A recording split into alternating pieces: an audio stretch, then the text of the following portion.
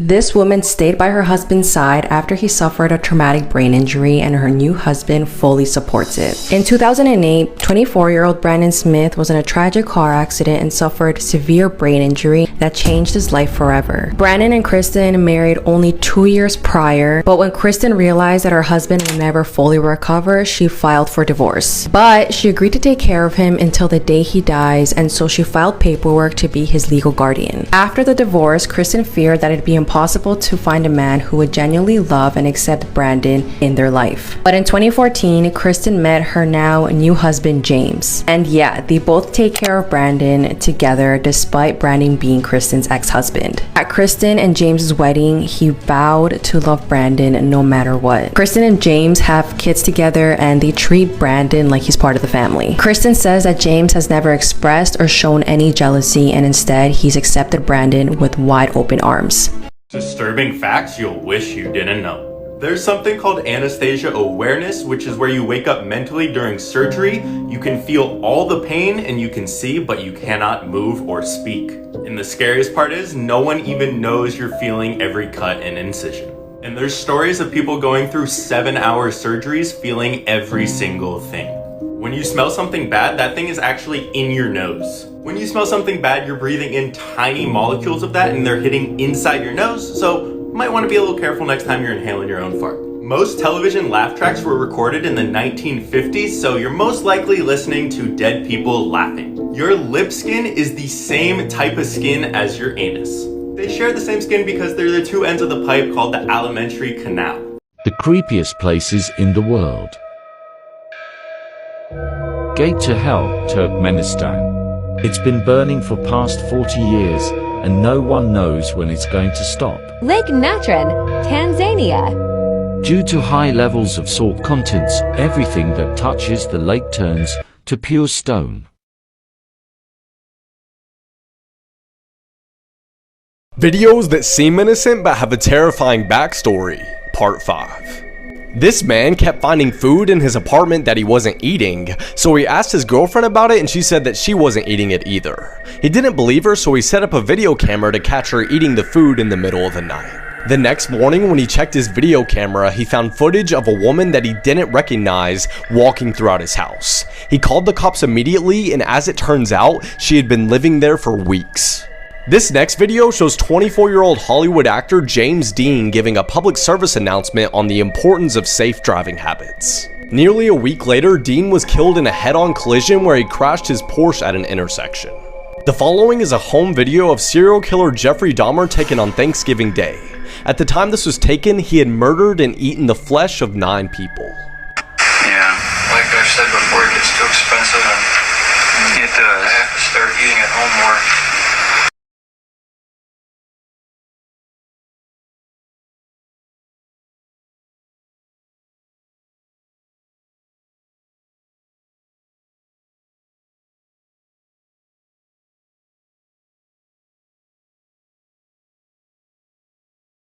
This was the real-life Stewie Griffin, and it was pretty disturbing. In the quiet town of Moon City, Rhode Island, a boy named Brock Lee was born on October 10th, 1954. At first, everything seemed normal. Just 6 months in, a deep man's voice echoed through the house at night. Brock's parents, Pete and Laurie, thought their home was haunted. They called in local ghost hunters, but no one could explain it. Hoping to escape whatever it was, the family moved. But the mysterious voice followed them. Then came Brock's first birthday party. As guests gathered and the TV played in the background, a live police chase broke out on the news. Everyone laughed at how much the fleeing car looked like theirs until the chase turned onto their own street. To everyone's shock, the car crashed, and their baby, Brock, stepped out, marched inside, and yelled in a deep voice, "Lock the doors!"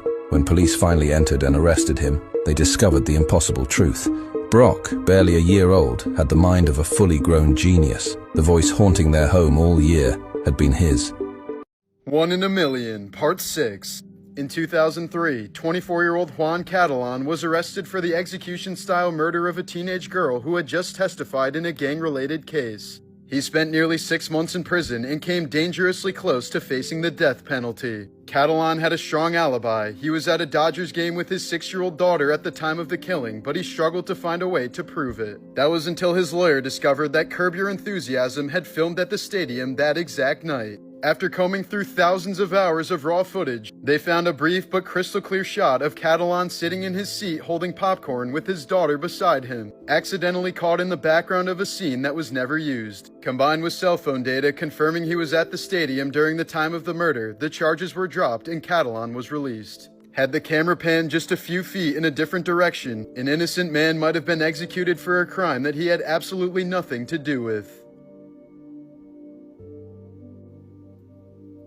This is why you should never approach an abandoned baby carriage. There was a woman who was driving home from work who passed an abandoned black baby carriage. Pulled over to check it to make sure there wasn't a baby inside and see what was going on because it was really weird. Why was it just like in the middle of the road? There was a blanket on top of the carriage so you couldn't see what was inside. Naturally, she pulled the blanket off and she freaked out. She got right back in her car and drove off. Enjoy my stock image. She couldn't eat, she couldn't sleep, she could not stop thinking about this. She was really stressed and her husband kept asking her like, "Are you okay? What happened? Like, what's going on?" And she couldn't talk about it. Everything in her life was going wrong. She decided to pack her bags and leave, and no one actually knows where she went or what happened to her.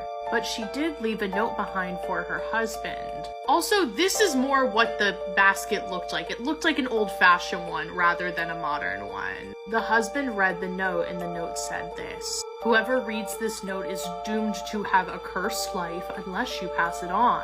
So the baby carriage was a trap.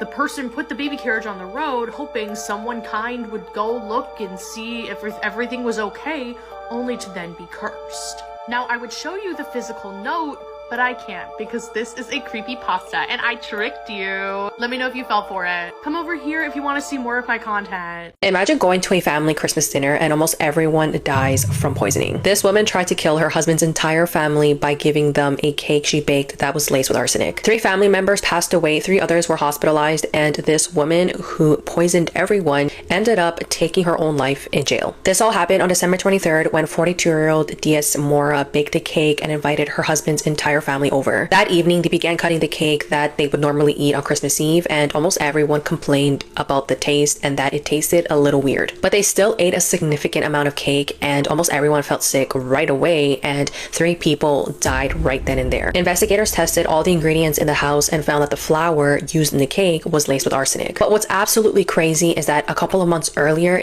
Diaz's father-in-law also suddenly died, and they exhumed his body and found high levels of poison.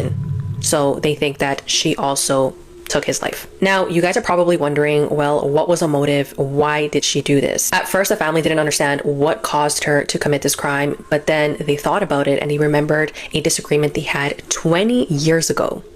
20 years ago, and they believe that she might have not got over this disagreement, and that's why she tried to unalive everyone. But things don't even end there, because while Diaz sat in prison, her husband told her that he wanted a divorce, and a day later she took her own life.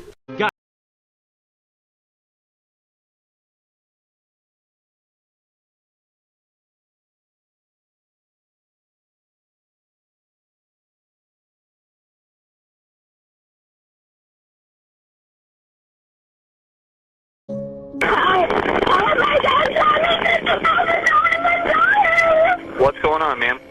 I'm dying, that's what's up. Irving Fire Department. Ma'am, are you still there?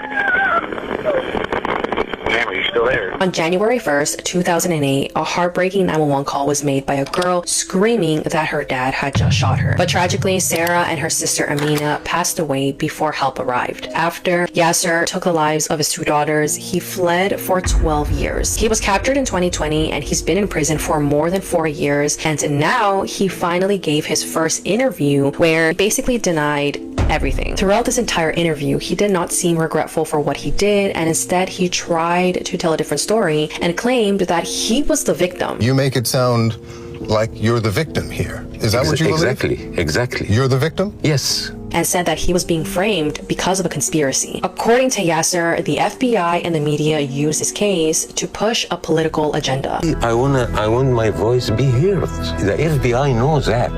My case is being used to achieve cheap political points. Cheap political points? Yes. You say the FBI knows that you are innocent? They know that, and I will tell you why. Let me ask you this. In your letters to the judge, right, you write, in my case, you could smell conspiracy in the atmosphere. Yes. So that's what this is about. Conspiracy, conspiracy, conspiracy. Of course.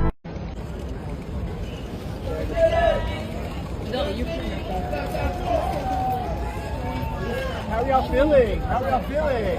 I see the smile. Have been in court for the past 7 weeks, hearing graphic details of their father's sex life. Their support, though, has remained steadfast. Now they're learning to... Psychology facts that'll blow your mind. You're programmed to like the music you listened to in high school the most. From the ages of 12 to 22, everything feels more important, so we tend to emphasize everything that happened in those years. We're programmed to see human faces in almost everything. Your brain is programmed to process images for emotional expression, which is why so many people can find human faces in so many random things. When you remember the past, you're not actually remembering the past, you're remembering the last time you remembered. Your brain treats rejection like physical pain. The same areas of the brain become activated when we experience physical pain and when we experience rejection. Sarcasm is a sign of a healthy brain. People who could instantly use sarcasm to a trivial question tended to have healthier minds.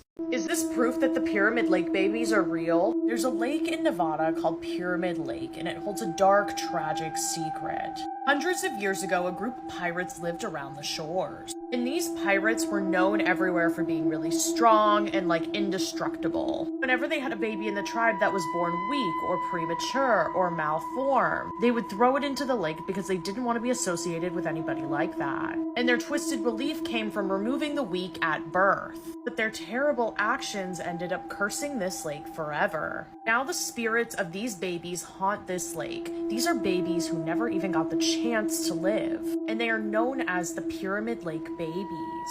Since they were robbed of their lives, they are known to be filled with anger. At night, their restless souls will rise from the water. They will fight, they will scream, they will wail, and their noises will be echoing around the lake. They're searching for a way to get revenge on the tribe that abandoned them. So if you're ever near Pyramid Lake and you hear cries or just strange noises, don't try to help. These spirits do not want to be saved. They want to trap your spirit forever. You can come over here for longer freaky videos. There are a lot of updates coming out about the Idaho case. So this is really just a recap, just to report out everything that's being reported publicly, keep people informed. And this has been double sourced not only to the reporting sources that first put it out, but also to the police press conferences. Now that Brian Cobberger is in custody as their lead suspect, it is being reported that his DNA was found on the button of a sheath to the knife that was possibly used in the murders. There's also a public affidavit that might have leaked or it was publicly put out that shows that DM, which we're assuming might have been the roommate, was awake and saw him at the time of the murders. He supported this even further by saying that there was security camera footage that's now being made public from 50 feet away from the house at around 4:17 a.m. where you can hear the dog barking. And further confirmations from some of that leaked information that suggested that Xana Kernodle was most likely awake at the time of her murder. Also evidence that Brian was trying to apply and work for the police department that would be investigating his own murders. Government is who you blame if you feel that these victims didn't get justice because he was guilty of the domestic violence and all those things. But you know what they did? They swung for the fence and they went for a Rico. Basically today the jury decided that a Rico is not a Rico. How do you feel about the verdict today? I'm very happy. I feel like justice was served. I've been to a few of his parties and there's been nothing but generosity and positivity, and I've never seen anything negative ever. I'm an independent journalist that had predicted this was going to be what happened. I said the Rico is weak. Hopefully he do get some therapy. Hopefully he does get some help. Seek some help. Stay away from the D-rugs and the addiction. But my question is for the people that were complicit, that you think he was guilty, what about everybody that got supposed immunities and proffer agreements and all of that?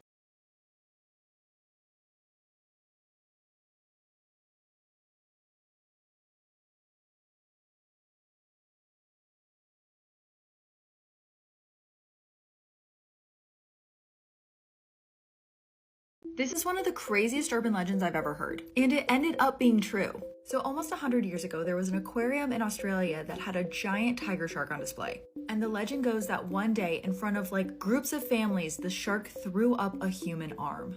And not only is that true, but it opened a murder investigation. Also, this week's episode is all about Australian true urban legends, so make sure you listen. So after the shark threw up the human arm, the police had to figure out whose it was and why it was in the shark's belly. Well, the first thing the police noticed was the arm was cut cleanly, not jagged like it was from a shark bite, meaning that the arm was intentionally cut. So now it's clear that this was a murder, but whose arm is it? Well, one thing they noticed is that the arm has two boxers in a fighting stance tattooed on it. So they end up writing about that in the paper, and one guy who was reading it goes, "Hey, that sounds like my brother's tattoo." His brother was a man named Jim Smith, and he was involved in the seedy underbelly of Sydney society. Jimmy ran insurance fraud scams in Sydney, and he was just involved with a lot of bad people. And the last person he was seen with was one of Sydney's most notorious criminals. The story has a lot of twists, including how was he involved with the last guy he was seen with. And there's a lot of fun Australian urban legends like the story of the Button Man, so make sure you check out this week's episode.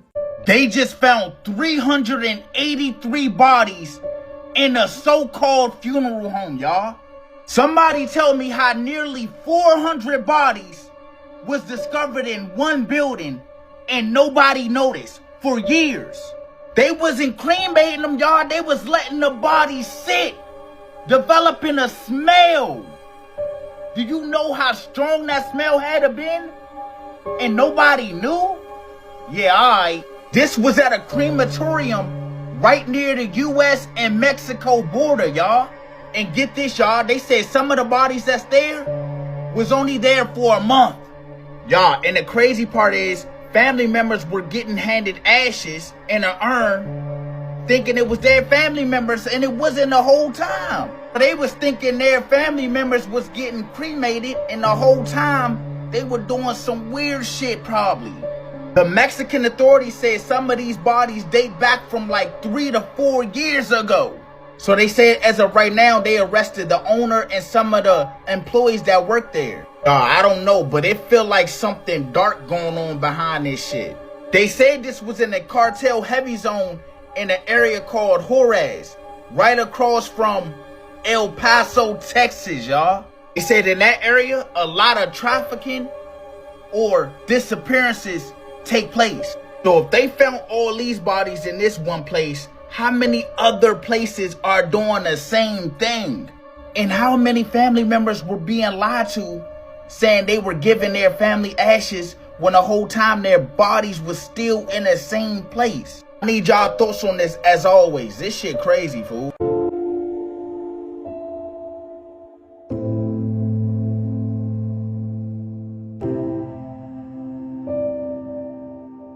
As I live and breathe, I'm going to tell you that it is still breathtaking. No matter how many times I see this happen, it is still breathtaking to hear someone like this, and I'm going to say it for the first time on air, this sick and twisted murderer. This sick and twisted murderer. It's breathtaking to hear him confess. It's breathtaking to hear him say, yes. It's breathtaking to now know after 2.5 years of him saying, it isn't me, it's someone else. It's you. You are the sick and twisted murderer, Brian Cobberger. Legally, we can say it because he said it.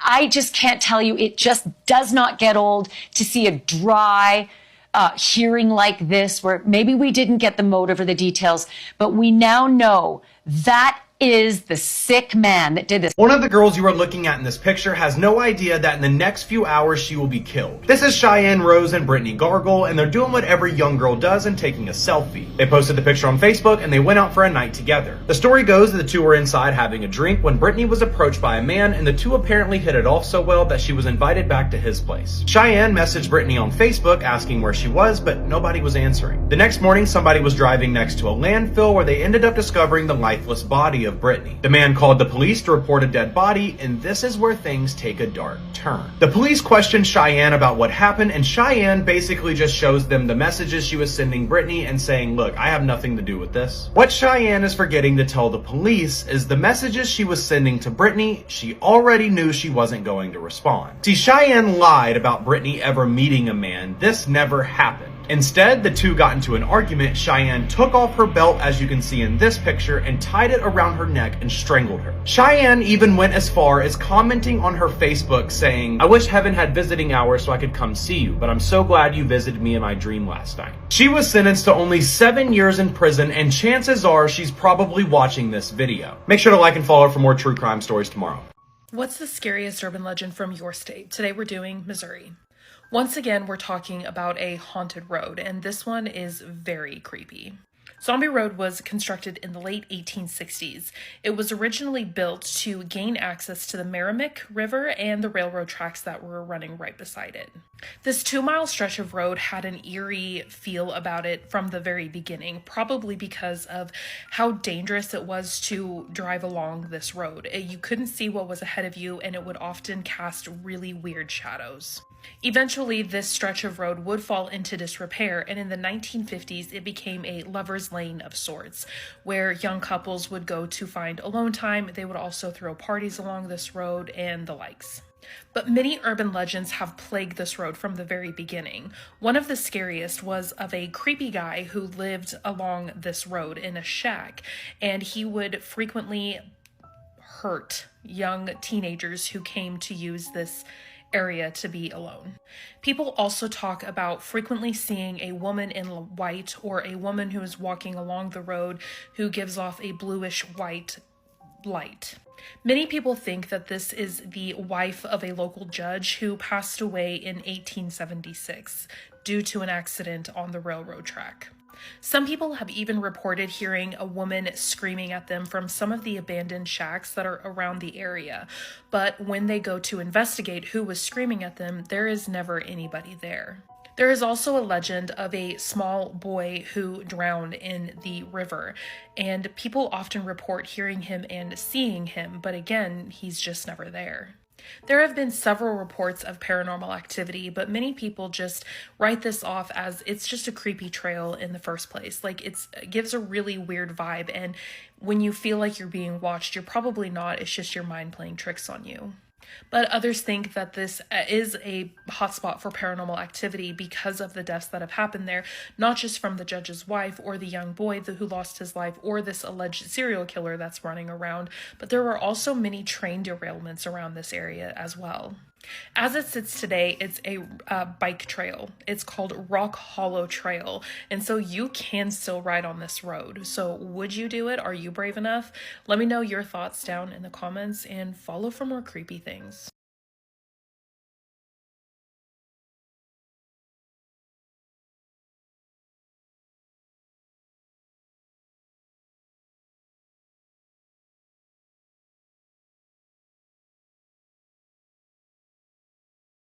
Top 3 creepy last words people said right before dying. A nurse who wants to remain anonymous said that she had a sweet patient named Ella who started to lose herself to dementia. She started talking to herself. Most of the time it was playful. She would laugh to herself. One day, the nurse walked into her room and she was in a complete panic. She had her blanket pulled up to her chin, and she was completely pale. The nurse went to her bedside to ask her what was wrong, and she said, "There is a woman in black looking in my window, and I am just petrified of her smile." The nurse said that it shook her hard. Reddit user Simple Simon 6262 said that when he was a student, he got called in on a stroke patient. She had coded and they were doing CPR. They worked for 45 minutes. But she died. They cleaned her up and called on her family to say goodbye. By the time her family left, she had been both brain dead and without a pulse for over 45 minutes. He said that blood had filled her brain and she was completely gray and had started to smell. Suddenly, she sat up and called for her family. The nurses rushed to get equipment and monitors back on her. She stabilized, said goodbye to her family, and promptly died a second time. Reddit user AJH1717 said that he works in a cardiovascular surgical ICU. He said that they had a stretch of nights where each corner room of their unit reported seeing a black cat walking around. Not a friendly cat either, apparently. The thing was hissing at them. The accounts were so similar to each other that they probably spent half an hour looking for the cat. Then they had security look as well. No cat was ever seen or found.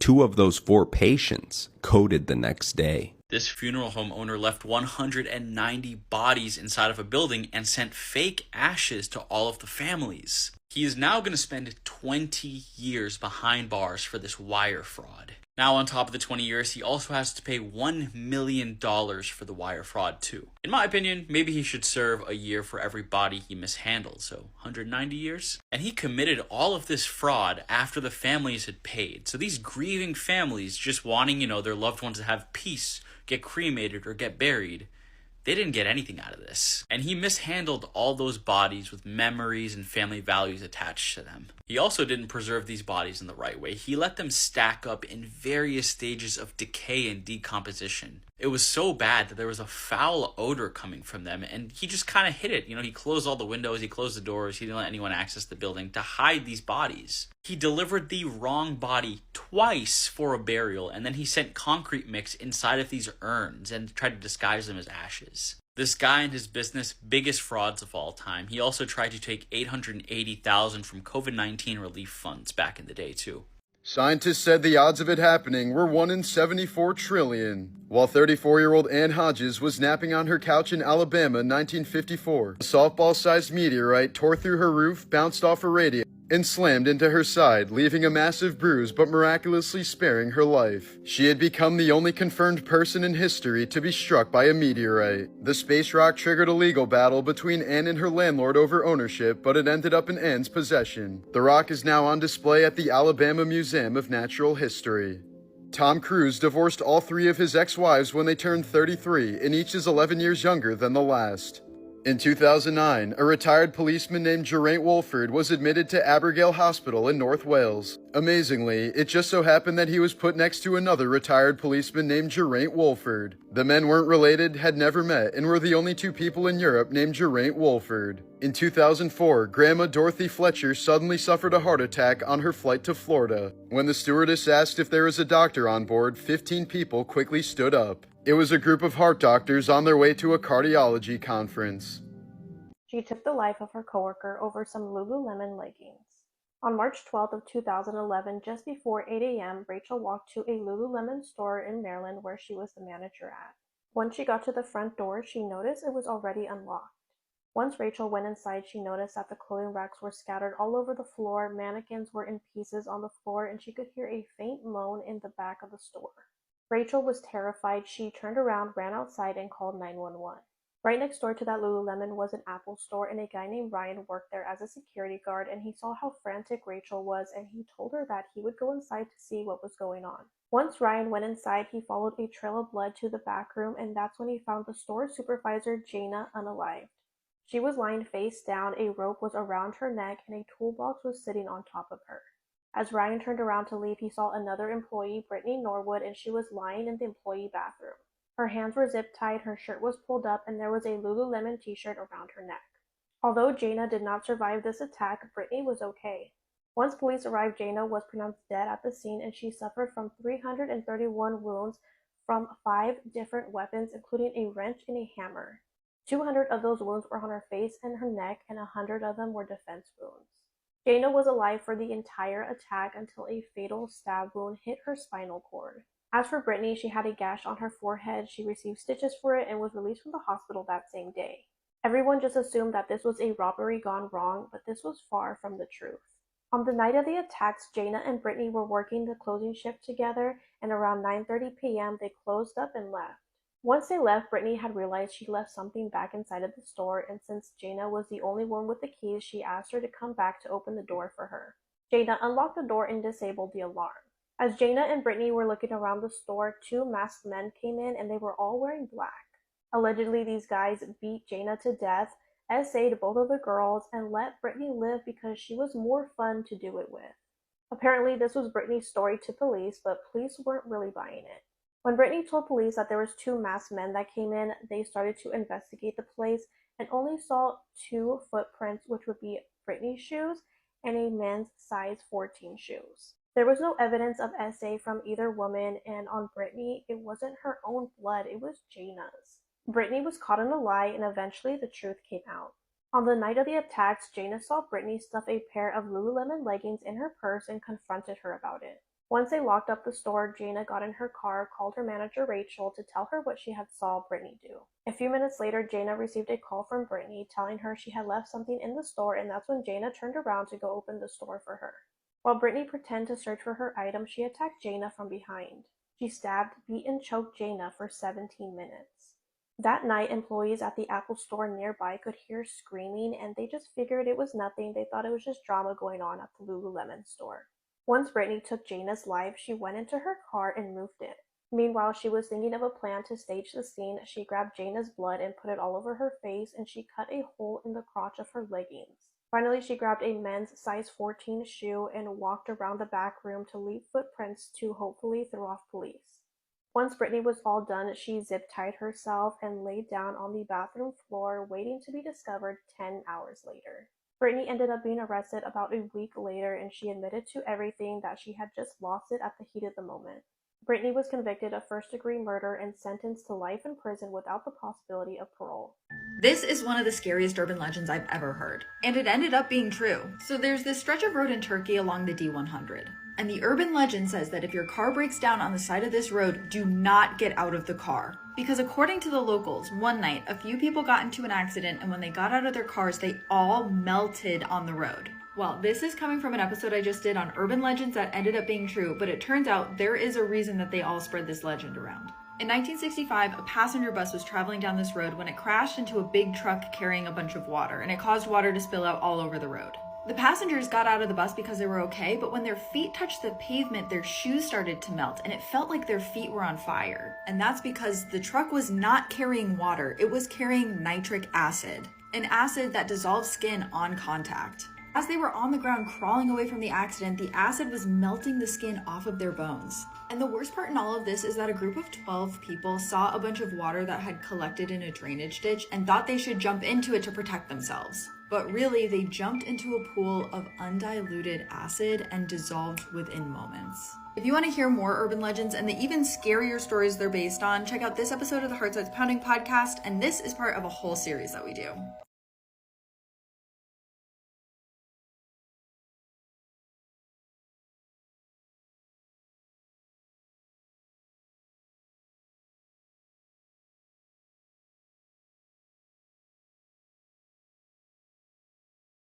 Morbid Facts, Part 315. In 2006, Abraham Shakespeare won $30 million in the Florida lottery and tried to use it to help others, giving away large sums to friends, family, and even strangers. But sadly, his generosity made him a target. A woman named Doris Dee Moore pretended to help manage his finances, slowly taking control of his assets while isolating him from loved ones. In 2009, Abraham suddenly vanished without a trace. Months later, his body was found buried beneath a concrete slab behind Dee Dee's property, shot twice in the chest and covered with lime. In 2012, Moore was convicted of first-degree murder and sentenced to life in prison without the possibility of parole. Florence Lawrence, often called the first movie star, rose to fame in the early 1900s and became one of the first film actors to be publicly credited by name. At the height of her career, she suffered a devastating injury in 1915 when a staged fire spiraled out of control, leaving her with severe burns and a fractured spine. Universal Studios refused to pay her medical bills, and her career never recovered. Over the years, she faded into obscurity, taking uncredited roles and struggling with chronic pain and depression. When she died in 1938, she was buried in an unmarked grave, as Hollywood had all but forgotten the woman who helped define it. A car wash owner who passed away had a dying wish to shower the streets with money. Just hours after his funeral, a helicopter flew over Detroit and dropped what witnesses believe was around $50,000 in cash. His family thought it would just be rose petals, but he had one last surprise to thank his community. I want to talk about the hardest part to watch in the new Ruby Frankie docuseries, because the way I wanted to scream every time Kevin was on the screen. So I cover a lot of dark but interesting and informative documentaries, so follow along if that's your thing. But this is a new docuseries about Ruby Frankie, a famous YouTuber who is really abusing her children behind the scenes. But one of the people they spend a lot of time interviewing is Kevin, Ruby's husband and the father of the children she was abusing. And Kevin really tries to paint himself as this sad and brainwashed husband who just wanted his wife's affection and would do anything for it, including watching her manipulate and abuse their children, which he conveniently leaves out. The abuse really starts ramping up when she lets this fraud therapist Jody Hildebrandt live in her house with her family, but that's also when she asks Kevin to leave the family, which he does. And for the next year, he admits that he never saw his children, and he blocked a lot of them so they couldn't even communicate with him. And the doc doesn't touch on this, but if you read Sherry Frankie's book, who's the oldest daughter, you learn that when Kevin stepped away from the family, there was an older man within the church that started abusing her. He weaseled his way into her life by claiming he was the only adult that really cared about her, and he was very controlling, including demanding that she share her location with him 24/7 so he could just see what she was up to. Meanwhile, her dad is nowhere to be found, so she had no one she could confide in. And the worst part for me is at the end when Kevin explains that he didn't really believe the cops when they said that they had rescued his children who had been abused for years by his wife. He figured that Ruby must be telling the truth. Maybe they really were possessed by demons. But then he sees the condition his kids are in and he fully believes that yes, there was abuse that happened. But then the documentary director asks him if he still loves Ruby, and without even a second thought, he says yes. After all this time, after all the abuse she did to his children, he still loved her. Anyways, read Sherry Frankie's book if you can. It's a great companion piece to the docuseries and it gives a lot more information. And buy it if you're able to, because she does deserve to be supported as an author.